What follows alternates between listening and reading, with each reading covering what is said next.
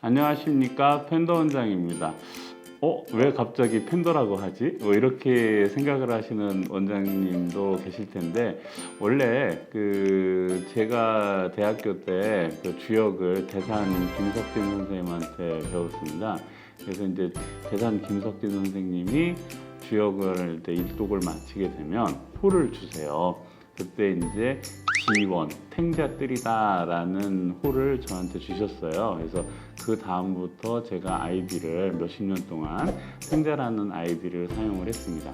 그런데 유튜브를 하다 보니까 탱자라는 아이디도 조금 익숙한데, 제가 또 이제 학교 다닐 때 그 다크서클이 좀 심했습니다. 그래가지고 지금도 뭐 이렇게 얼굴 피부가 좋지는 않은데, 그래서 이제 별명이 팬더였거든요. 그러다 보니까 그 유튜브 하시는 과정에서 댓글로 어떤 분이, 야, 그러면은 그 어렵게 조현무 원장, 재중TV 이렇게 하는 것보다 팬더 원장이 어떠느냐라고 해서 이미 팬더 원장으로 이름을 했기 때문에 처음 들어오시는 한의사 선생님들은 갑자기 그 이름이 바뀌어서 혼동이 계실 수도 있는데, 같은 사람이다 이렇게 생각을 하시고 이해를 해주시면 감사하겠습니다. 오늘부터 제가 약성가라는 부분을 강의를 해드리려고 해요. 너무 또 어렵게 해도 재미가 없고, 또 너무 또 까시부로 하면은 이제 학문적으로 좀 떨어지고 해서 적당하게 재미난 방법을 해드리려고 합니다.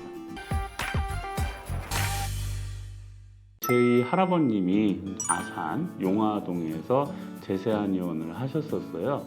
그러다가 이제 그분이 천안으로 이렇게 넘어오셨습니다.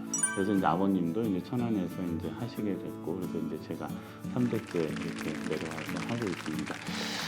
이 책이 이제 바로 할아버님이 보시던 방야가편입니다. 이 책이 할아버님이 보시던 방야가편이고, 이거는 이제 제가 보고 있는 방야가편인데요. 저도 방야가편이 한 5번 정도 책이 찢어졌습니다. 그래가지고 지금 이 책은 저한테 예전에 이제 공부 배우셨던 여자 원장님이 책을 선물을 해주셔가지고 그걸로 쓰고 있는데, 이것도 역시 이렇게 많이 찢어졌습니다. 많이 찢어졌는데, 지금은 이제 새로 책은 사기는 좀 그렇고 해가지고 그냥 지켜보고 있습니다. 할아버님 책은요, 이렇게 보면은 위에 그렇게 글이 이렇게 쭉 써 있잖아요. 그게 이제 요게 바로 보물입니다. 예전에는 종이가 이렇게 많지 않았기 때문에 방야가편이라는 책 위에 이렇게 이제 좋은 처방이 있으면 따로 이렇게 쓰세요. 그래서 이제 저희 집에서 이제 내려오는 처방들을 이제 제가 이렇게 다시 다 이렇게 좀 작업을 해서 한 300개 정도 이렇게 정리해서 이제 저희가 사용을 하고 있습니다. 기회가 되면 좋은 처방들도 같이 공유를 하고, 지금은 이제 제일 중요한 거는 이제 약성가라는 것, 그래서 이제 그것에 대해서 간단하게 설명을 해드리고, 다음 주부터 본격적으로 임상부터 시작을 하는 걸로 이렇게 하겠습니다.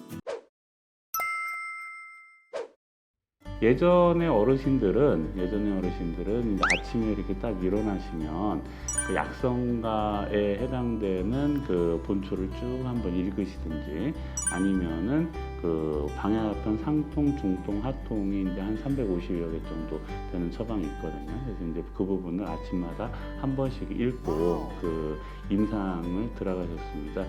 그 이유는 뭐냐? 두뇌를 회전을 시키기 위해서 한 겁니다. 안 그러면은 그때 머릿속으로 처방이 탁 안 떠올라요. 그 다음에 머릿속으로 탁 처방이 안 떠오르는 것도 문제지만, 거기에 해당되는 가감법, 그런 것들이 이제 그때 생각이 안 나면 실수를 하게 되거든요. 실수를 한다는 얘기는 결국에는 일정한 처방의 틀에서 그렇게 벗어나기가 어렵다는 뜻입니다. 그래서 이제 황도현 선생님이 이제 방야가편이라는 책을 쓰실 때 보면은 이제 앞에 활투침선이라는 게 있어요. 활투침선이라고 얘기하는 거에서 활투라고 이야기를 하는 것은 활용법을 이야기하는 거고요. 침선이다라고 이야기하는 것은 가이드라인을 이제 이야기를 하는 겁니다. 그럼에도 불구하고 그 활투심선에 해당되는 대로 치료를 해도 이게 잘 안 낫는 경우가 많이 있거든요. 그래서 이제 잘 안 낫는 가장 큰 이유는 뭐냐? 그 황교안 선생님은 본인 책에 그 한방적인 생리 상태, 한방적인 병리 상태, 그리고 그 본초를 이렇게 잘 나열을 해서 책에다 해놓으셨어요.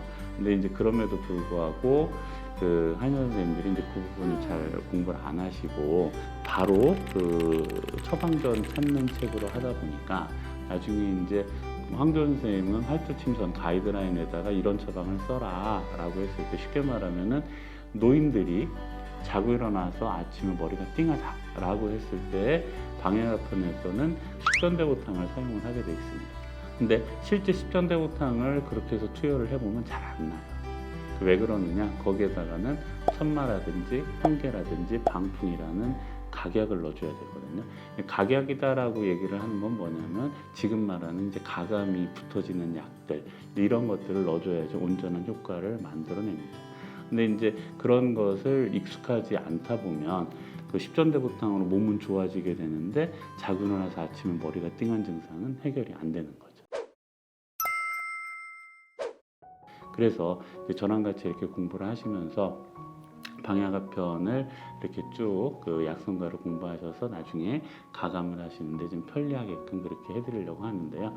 그 방야가편 약성가는 어디에서 왔느냐면 만병의춘이라는 곳에서 나왔습니다. 그래서 이제 만병의춘의 약성가가 있는데 8글자씩으로 돼 있어요. 4글자 4글자에서 8글자 8글자 이렇게 대칭 형식으로 돼 있는데 그 우리나라 사람들이 그 8글자를 잘 암기가 안 됐나 봐요. 그 나라 특성이 있나 봅니다. 그래서 이제 황교안 선생님이 쉽게 말하면 인삼미감 보원기라고 이제 방야편에 돼 있는데 원칙적으로는 만병의춘에서는 인삼미감 대보원기라고 이렇게 돼 있거든요. 그래서 대자를 뿅 뺀 다음에 이제 인삼미감 보원기 이제 이렇게 이제 된 겁니다. 그래서 황교안 선생님이 생각하시기에는 7글자로 해가지고 그 운자를 맞춰서 이렇게 책을 써주면 우리 후학들이 이 약성가를 이렇게 다 외우면서 하지 않을까라는 생각으로 글을 쓰셨어요. 잘 안 외우시죠. 요즘은 이제 컴퓨터도 있다 보니까 검색 능력도 좋아져가지고 자꾸 이렇게 외우는 거를 싫어하시는 경우가 생기는데 한번 저랑 같이 공부하면서 약성가도 외워보고 이제 그렇게 하시면은 좋을 것 같습니다.